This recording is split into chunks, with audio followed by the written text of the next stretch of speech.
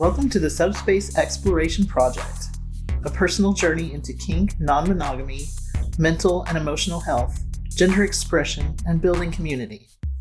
On this episode, we had a chance to talk with Lee Harrington, who is a spiritual and erotic authenticity educator, gender explorer, eclectic artist, and award-winning author and editor on erotic and sacred experience.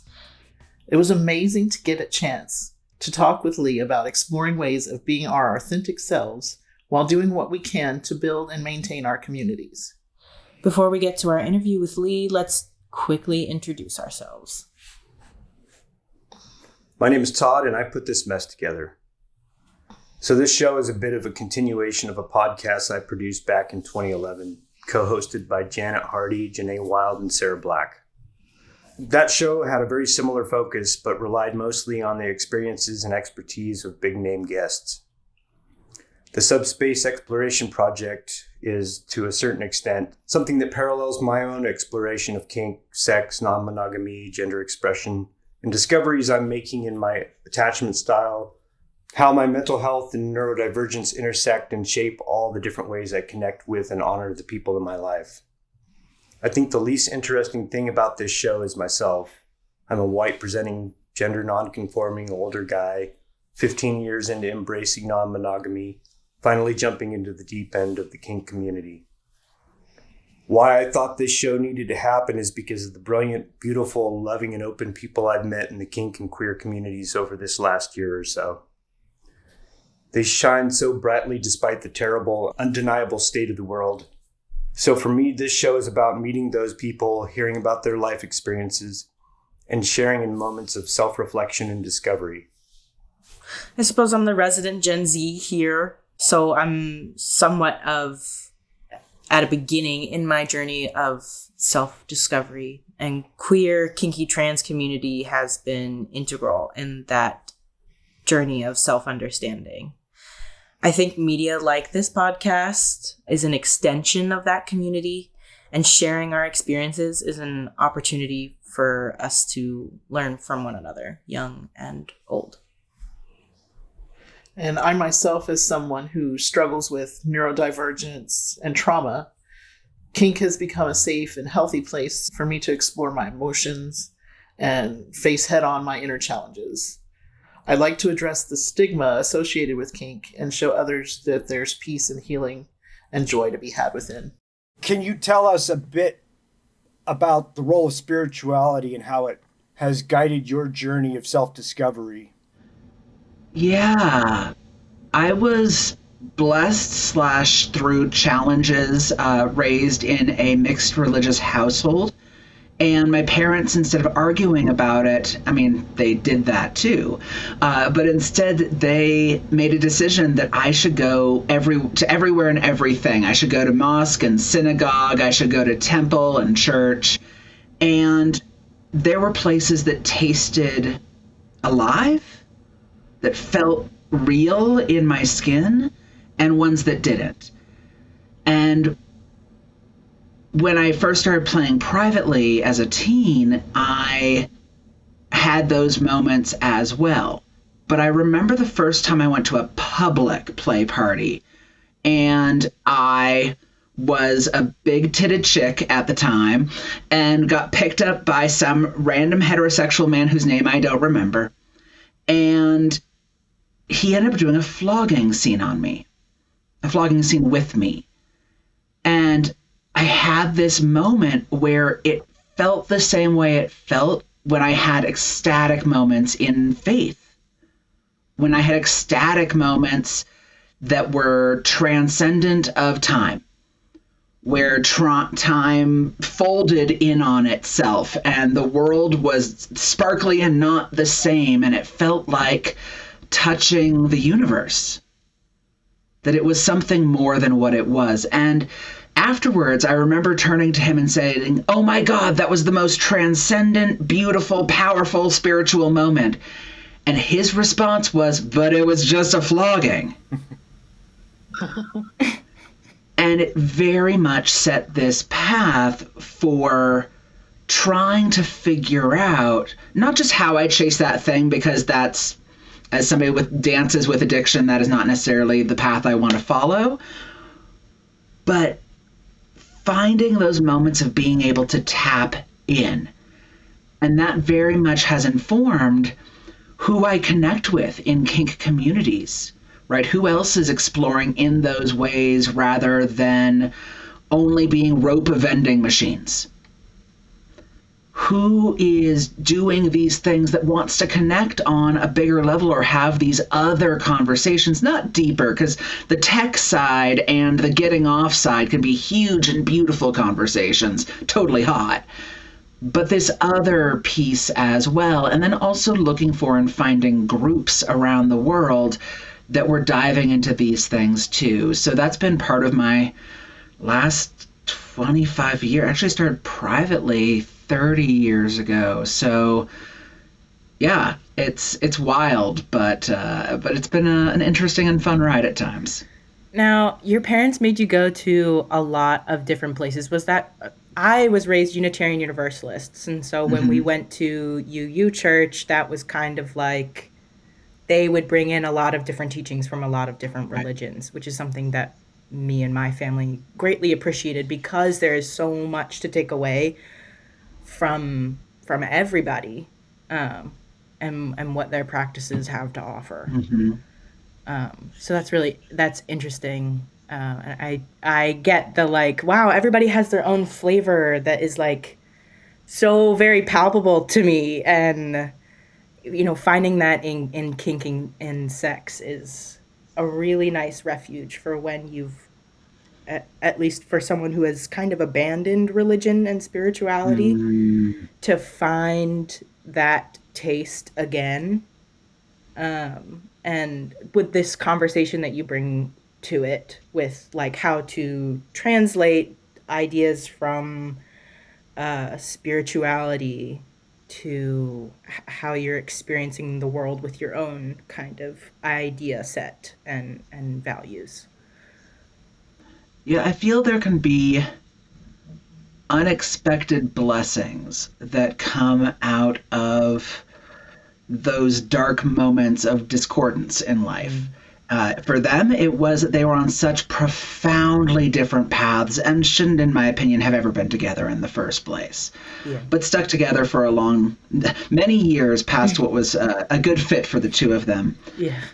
And the shine that comes out of it, the beauty is getting to have those requests, callings, moments that wouldn't have happened otherwise. And I've had people think of me as a Pollyanna at times, but it's also me choosing to live in the hopes of moments without forgetting the toxicity and horribleness of those moments.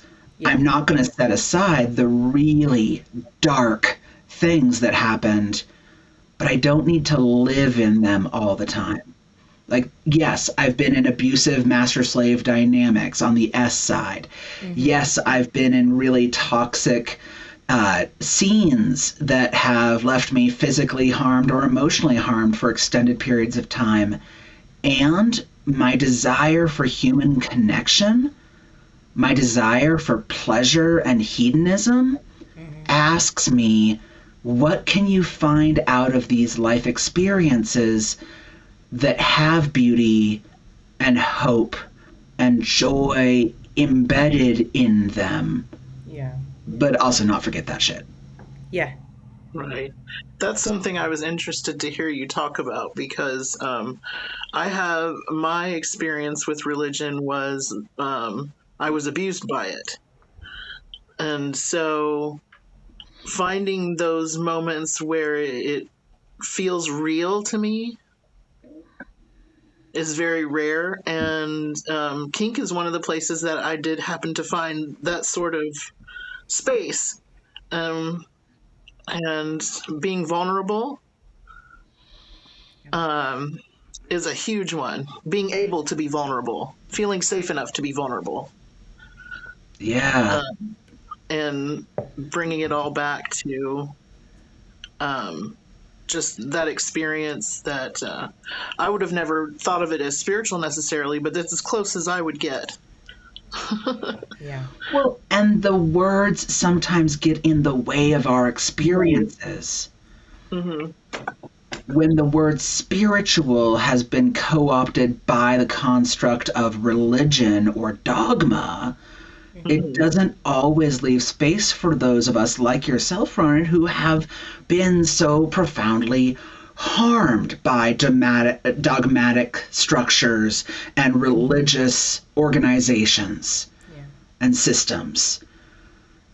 And so some of us go hunting for other words like subspace or rope space or dom space, because that word space gives permission for the spaces outside of normal time and place. Yes, for sure. Yeah, that word space is so powerful, but sometimes gets given almost this lip service, especially for tops, dominants, and owners, etc.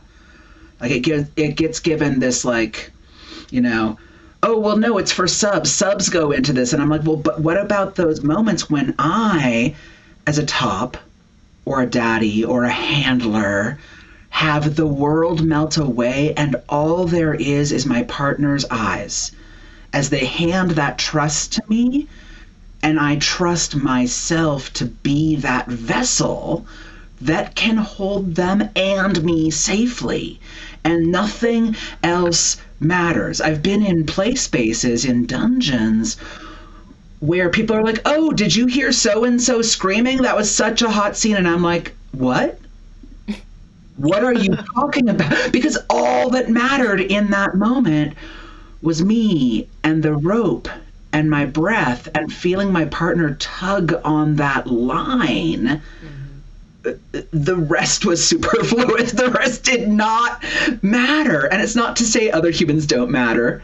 Yeah. It is simply to say what was present and beautiful is, I think, that word spirit that for some of us, like yourself, has this toxicness attached to it, and I wish it didn't.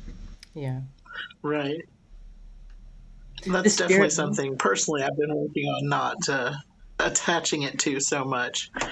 But and I think that DOMs and, you know, people that are dominant, I think they get into a space as well where they're, like you were talking about, they're also vulnerable, and people don't think them to be vulnerable, but they definitely are, by putting themselves, like you said, in the trust of someone else to be that space for them.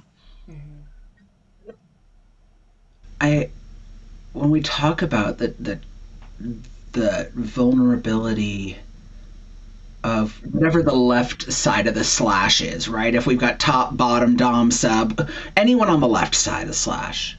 I think, though, when thinking about altered states of consciousness, I think of a friend of mine who was asked to do a race play scene by one of their dearest and oldest friends. And they said no. Like, as they were a black person asking to a white man, and he was like, no, I don't want to be that villain. I don't want to tap into that. That harm in culture and in personal, like, I don't think he said familial lineage, but that concept, that holds no interest in. And actually, I love you, I care about you, my friend, and no. And over the course of a couple of years, they negotiated and decided to do a large group scene. And in the middle of it, he had a moment where he snapped out of this role-playing headspace that had been distinctly negotiated by the bottom, requested by the bottom, initiated by the bottom, who was black. And he snapped out of it mid-scene and realized the things that were coming out of his mouth were the things his grandfather said that were horrible and cruel and wrong. And he couldn't keep going. The rest of the scene did finish. It was a large group scene, etc. But it's years later And he is still processing because of his moment of vulnerability in the middle of an intense scene. He is still processing this moment of, is that toxicness, is that intergenerational trauma as the villain?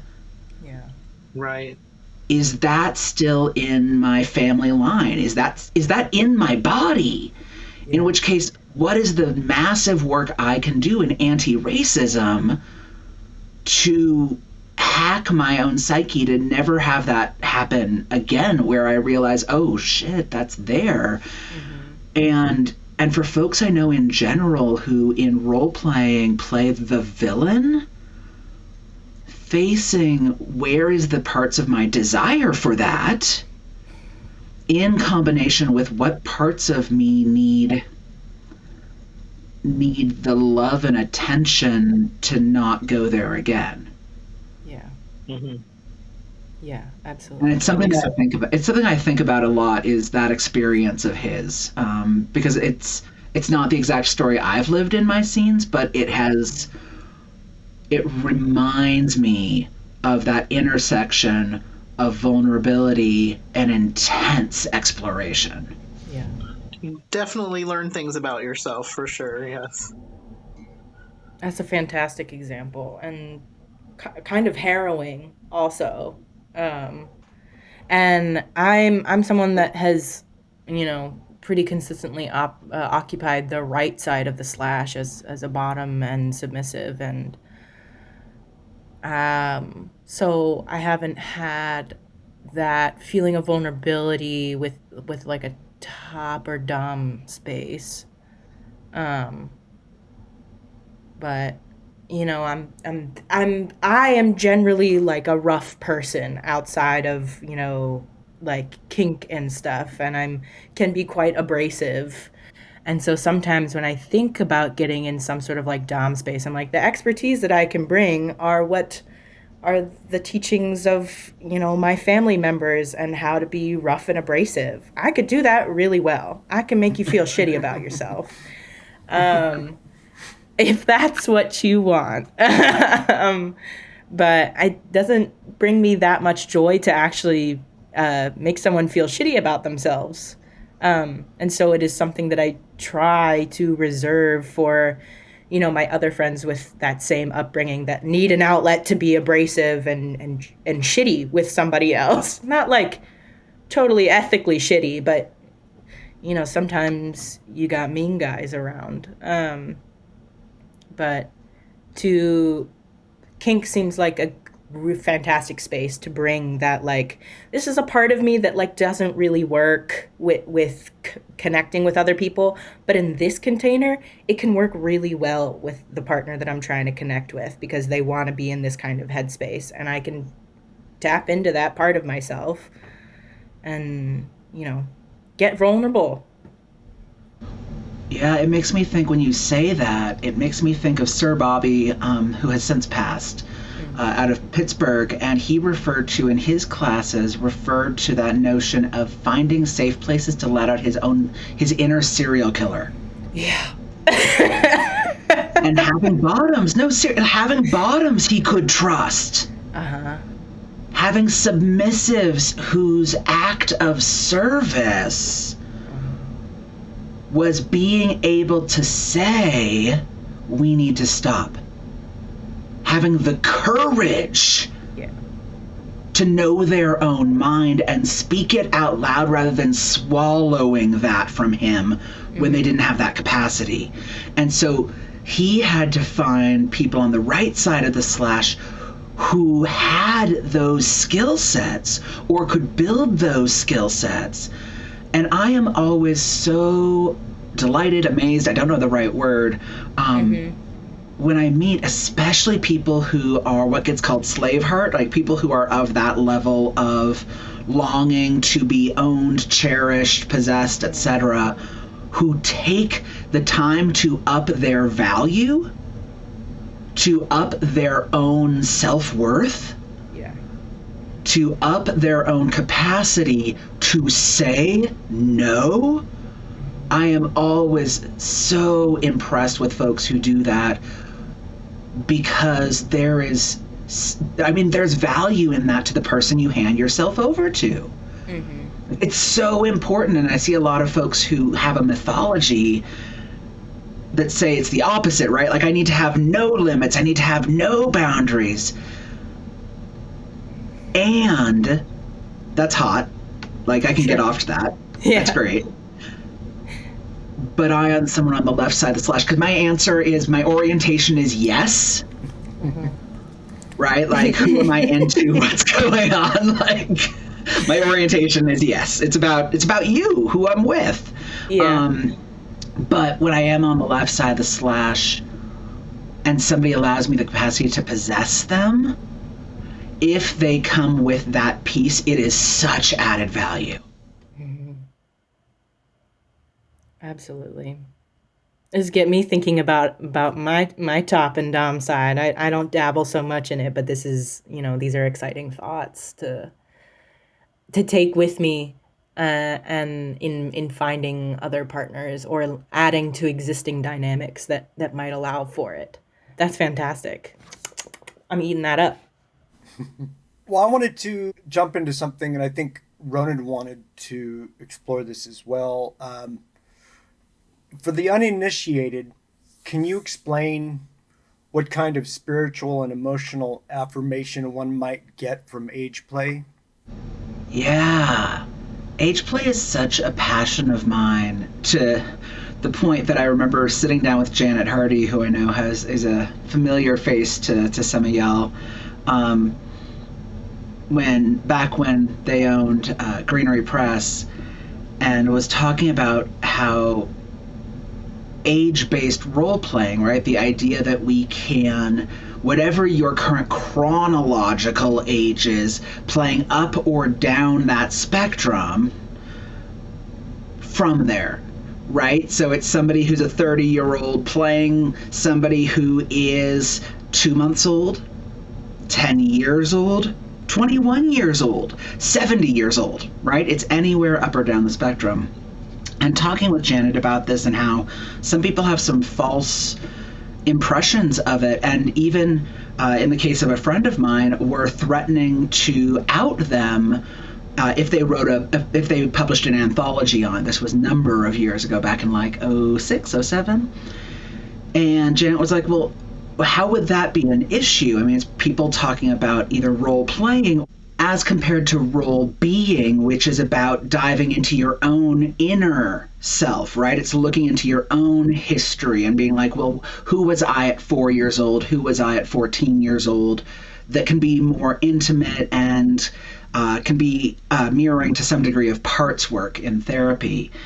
And Janet said, how is that an issue to write a book on this? And I'm like, Janet, there's literally no book on this topic in the English language. And she said, great, when are you publishing one?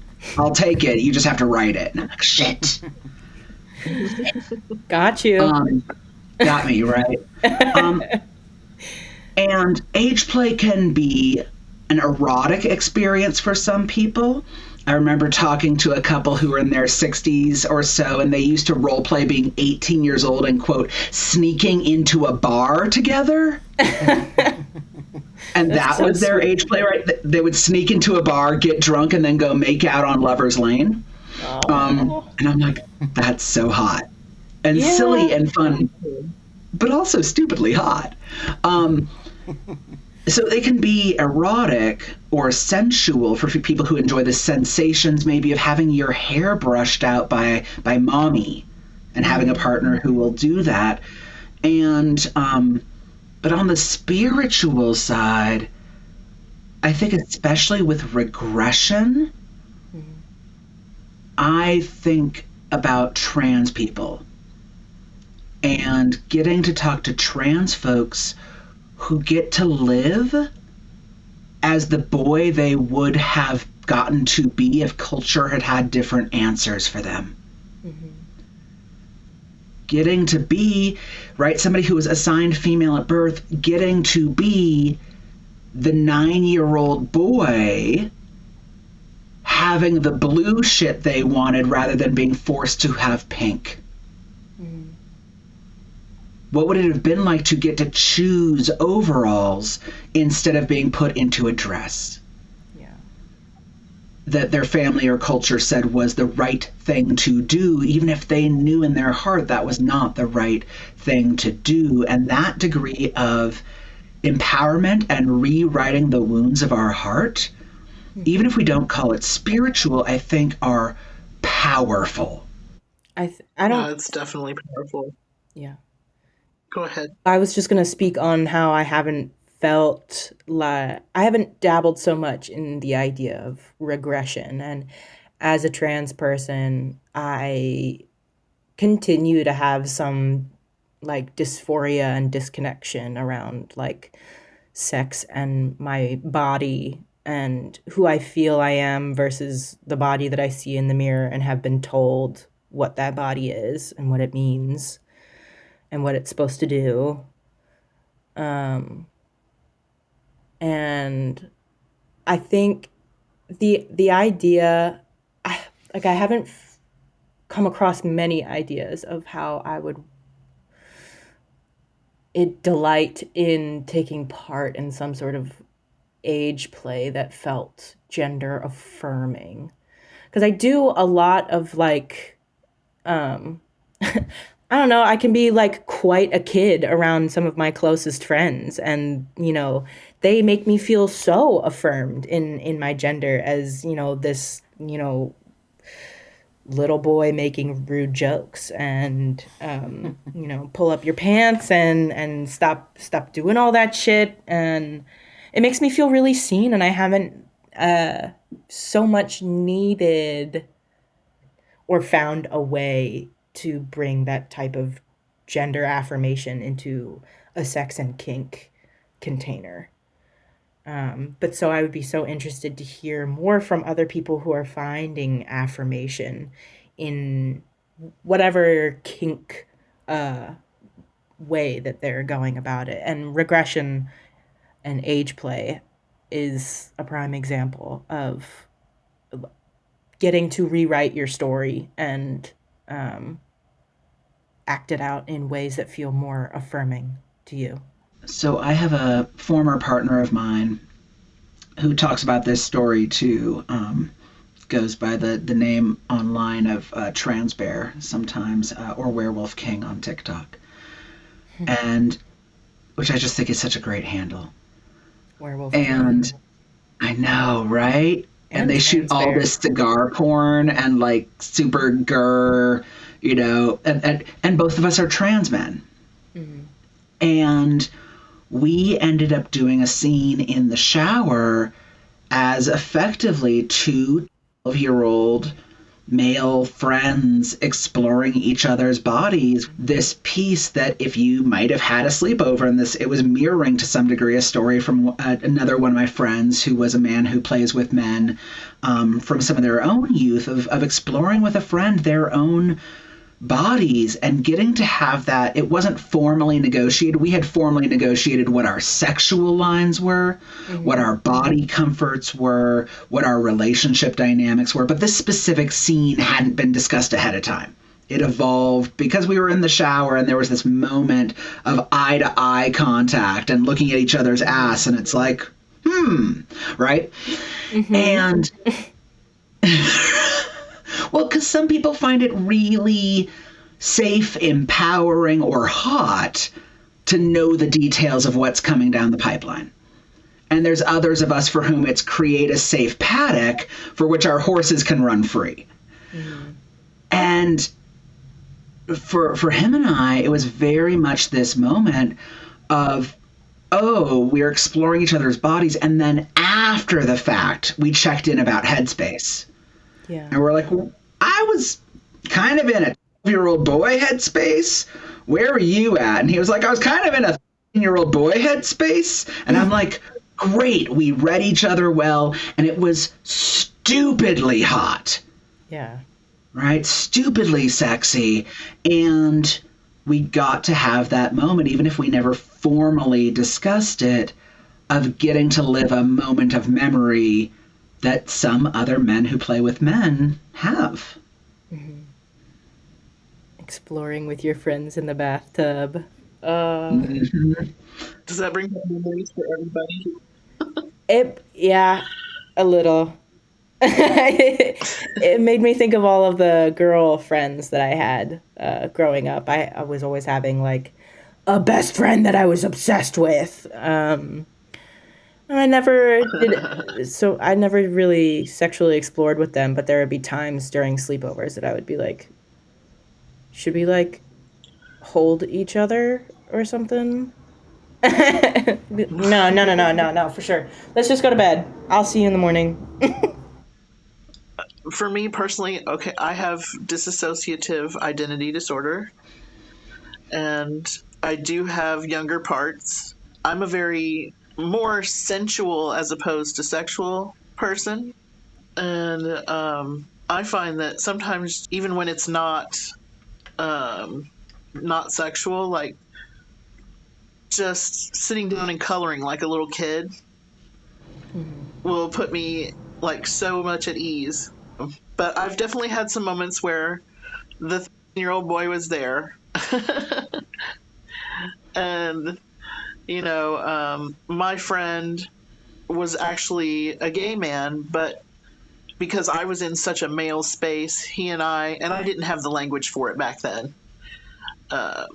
He and I played around and fooled around, and it was really, really nice, and I really felt closer to him. I love that. So DID, or formerly known as MPD, multiple personality disorder, for folks who aren't familiar with it, creates a different conversation around consent, though.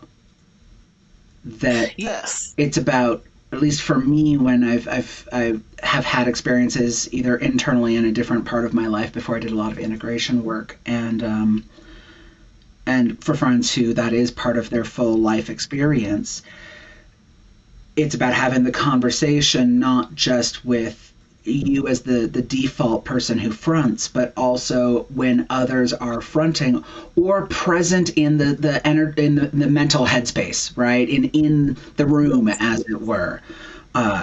Is it appropriate for the 6-year-old to be watching X, Y, and Z? Or should they go be tucked into bed first in the back of your brain, and then we come back to the scene? And with age play, I think there's an extra layer that needs to be cautious of, both for internal work, but I would argue also for the people we play with. With a lot of other SM, is there the possibility that our 6-year-old self might unexpectedly front, especially if a certain word gets said in the middle of an SM scene? Yes, it's possible. But with age play, I find the likelihood of it, the percentage of it, to bump up higher. There's a higher percentage or likelihood in age play that these things might come up as compared to an SM scene. And so do we need to tell our partners of our psychological realities, of how we work as part of the consent, and then also negotiating with that potential part of you that might front in the middle of that experience? Like, I had to, with part of my own mind experience that is a teen, I had a play partner who was like, I need to know if you're role playing or if that is coming up at all, because I do not consent to playing with a 12-year-old, a 14-year-old. I consent to playing with a 44-year-old role playing. But if your brain is being a 12-year-old, a 14-year-old, I do not, as the other person in this room, consent to that. So it's both discussing with our partners and also, that inner 6-year-old totally consents if they come forward to cuddling or coloring. The world is great. Yeah. Potentially. So it's like, I think there's a complexity to the consent, whether it's around DID or in some situations CPTSD. What I've learned with myself is having someone who does pay attention to subtle cues that I may not even notice. And like I said, I've had partners stop me. They'd be like, hey, time out. You look different. You're moving different. You're talking different. We're gonna stop this right now. So, or sometimes it changes, and I'll become someone who's a little bit older, or it's just it is complicated. But I always do tell my partners and make sure they're as informed as possible. And I've had people, reject me because of it, and that's okay. I don't blame them. They don't want the responsibility. Or they don't have the skill set. Yeah. Like, they don't have the capacity to catch us if we fall. Yeah. There's an amazing event, if folks don't know about it, called Thrive. And it's the BDSM and Mental Health Conference. It's a free online event that is produced by a kink educator and a therapist working together. And there's both a professional track and a number of personal tracks that are all about these intersections, not specifically DID, but like the conversations around mood disorders and as a dominant. How does that come into play? Being in MS relationships with folks who are neurodivergent, what's that like? Panels of all sorts of people talking about things. And then one track of classes for folks who are professionals who are looking. I'm not sure this year if there's going to be CE credits or not for therapists, but at least the education is taking place. And I had a chance to host a conversation on there the initial year about mental health and role playing. And we ended up having an entire, the class ended and we had another hour of spin-off conversation for, folks like yourself that are dancing with multiplicity, because it is its own nuanced conversation that is so rich, so important, and such an amazing thing for folks, even if you don't have DID, if you are exploring a diverse array of roles, similar skill sets can be useful and helpful. I feel really lucky to live in an area with a sexual wellness shop like As You Like It, that puts on a lot of workshops and lectures about these kinds of skill sets that you need for kink and various sexual relationships. And that shit is so cool. And I can't imagine how difficult it must be to want to develop these skill sets and only have such little or scarce access to sharpen those skills. What a tough space to be in. I mean, it's one of the blessings of how things happened in the initial lockdown. That folks like Wicked Grounds and Karate House, Wicked Grounds out of San Francisco, Karate House out of Berlin, having them pivot so quickly from doing in-person education to online classes being available. And suddenly, if you're in rural Wales, you have access to education, and I'm specifically thinking of one MS household that were showing up all the time to the classes I was doing on a personal level, the stuff that either of these other two groups were doing, of conferences that sprung up like the Embodiment Conference, that sprung up out of nowhere to do this stuff. And it wasn't out of nowhere. It was people doing fantastic in-person work who took the time to be like, okay, how do we bring this to our same people? And suddenly those same people weren't the only people in the room. It was folks from Montana. It was folks from northern Mississippi. It was folks that didn't have stuff within a 2-hour drive of them who suddenly had this stuff. And as we have opened up in-person events and programming, even though choices are being made because COVID is not over and people are still dying, and getting COVID multiple times is showing a higher percentage likelihood of long COVID. These things are not done.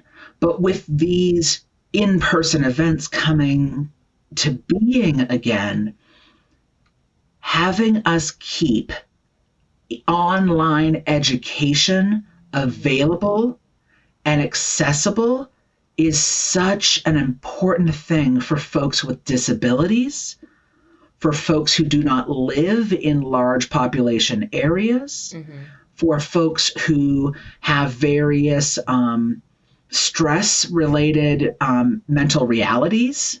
Yeah.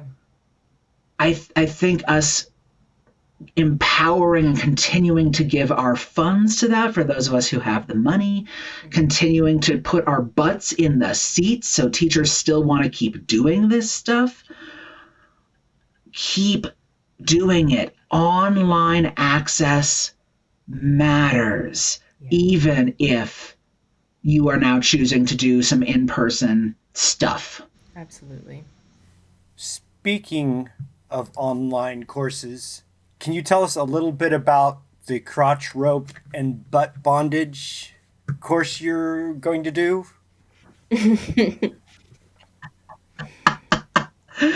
Yes, so I have this class that I love.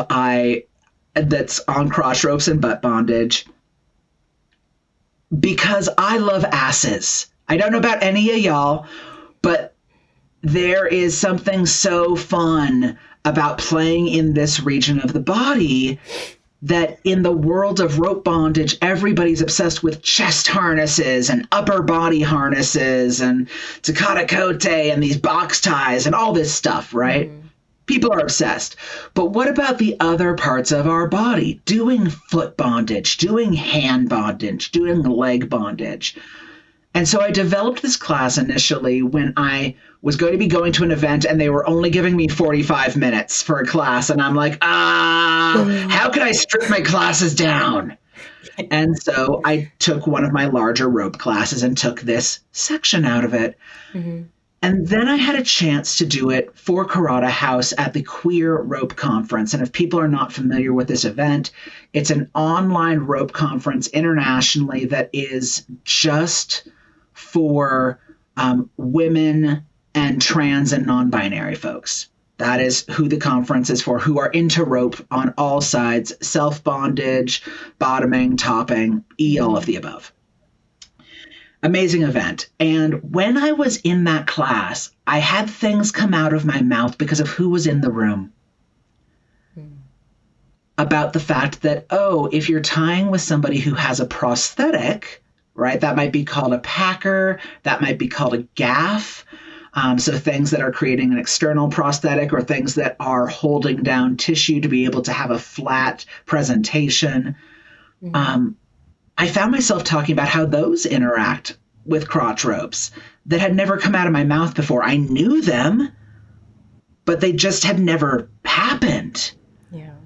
I talked about the fact that if you have external genitalia, be aware that you need to make a choice as you're going down. Are you flattening everything down? Are you going to one side of their bits, the other side of their bits, wrapping around as you continue, in which case here's some safety concerns. But I'd never had the other conversation come out. And so myself and Mia Moore, who is an amazing rope educator in her own right, she usually teaches on things like bandana bondage and being goofy with your play. Love her so much. We're going to do this class that is on tying up butts and making strap-on harnesses and doing crotch ropes and talking to our partners about the complexity of this region of our body and our desires. So I am stupidly excited about it. And it's also a nice flex for me and a stretch, as it were, because I've been doing a lot of psychological classes on power exchange and the complexities of power dynamics, understanding them with them within the context of cultural power, right? That if you don't name capitalism, you can't actually name the realities of handing over your money to a dominant. I'm having these dense conversations. So to be able to pause and be like, and now butts. It's just so nice from time to time. Yeah. I'm glad butts are getting the spotlight that they deserve. Yeah, and there's also something about remembering joy. I have a Patreon where I do monthly either salons where it's a chance to ask and have conversations about an array of questions while we all have beverages and snacks. Because people in a lot of those like ask me anything. They're like, all right, we're going to show up sterile. And I'm like, nah, bring your craft projects, show up with some, cheese and crackers, enjoy your latte. Like, let's just do our thing and be social in a way that if we were all in the same place, we would be social, right? Yeah. But I either do those or formal classes every month for my patrons. And I got to do one on humor and kink that I have a recording of up on my site, up on that Patreon. And it was nice to remind people that laughing has power too.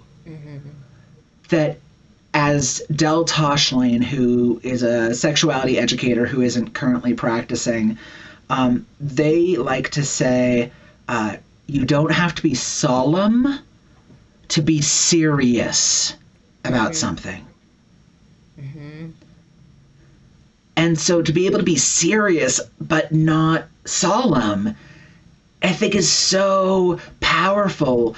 And it allows us an access point in to our desire, to our connections, especially for those of us for whom solemnity, for whom being I am flat, has been wrapped up with trauma. I think specifically for people on either side of the slash in power exchange dynamics, right?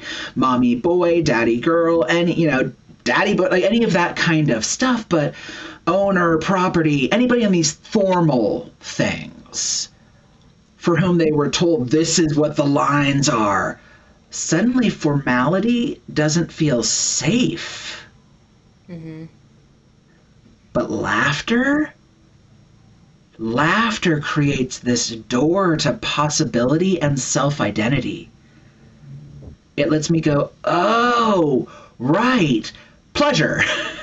Pleasure's a thing, and I'm allowed it. Yeah. Right? Pleasure's a thing, and I'm allowed it. In combination with the fact that it's nice to remember that if you queef or fart, queef is like an air pressure thing in your front hole. If you queef or fart in the middle of a scene, or your dildo goes flying, it's not the end. It's not the end. You can keep going. You can keep having fun. There doesn't have to be shame. Yeah.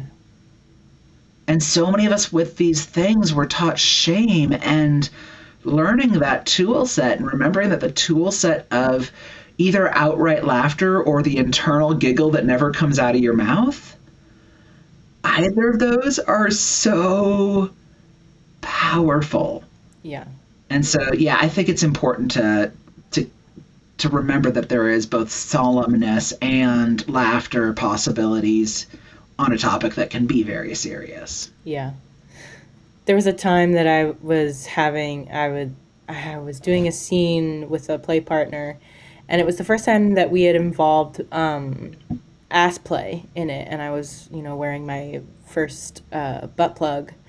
And lo and behold, I ended up coming pretty hard. And I pushed that butt plug right out of my ass. And once I realized that was what I did, I was like, oh God, I probably shit myself too. God damn it.